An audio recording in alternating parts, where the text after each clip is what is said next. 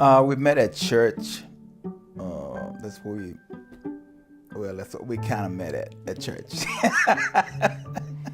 I was with a friend. We were dragging Maine in her dad's car, and you honk at cars. You know, as you're driving up the 5 blocks, you make a U-turn, turn around. So we saw a strange car. I thought, ooh, out-of-town boys. So we honked, and it was him and his friend. I knew his cousin real well, Lou. He said, my cousin's coming down. Would you go out with him? And I said, no, I don't like blind dates. And he asked me about 3-4 times. And I finally said, okay, I'll go out with him. She just struck my attention at church.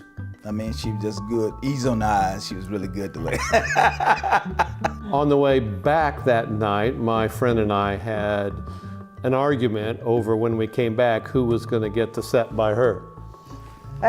And I won that argument. But the real story isn't there. What's the real story?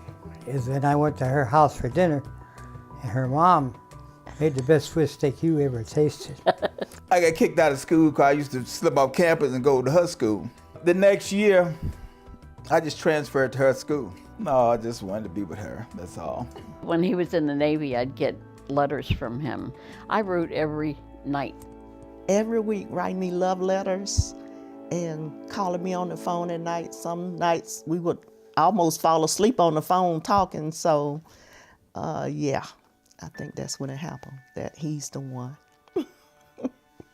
I spent every dollar that I had saved for tuition on her wedding ring. I had never met anybody like her. She was always on my mind, but I mean, she was just special. I fell in love with him back then. You know, I think God said she deserved me. That's what it was. He's still my best friend. He's still the person that I would choose to do life with. To us, love is a decision, it's not a feeling. I decided to love her, she decided to love me. And it doesn't matter how we feel at some time. We still know we love each other.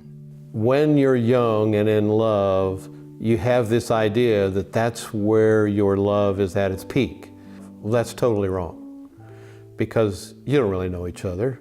I don't think you really love somebody when you first get married. I think you learn as you go along.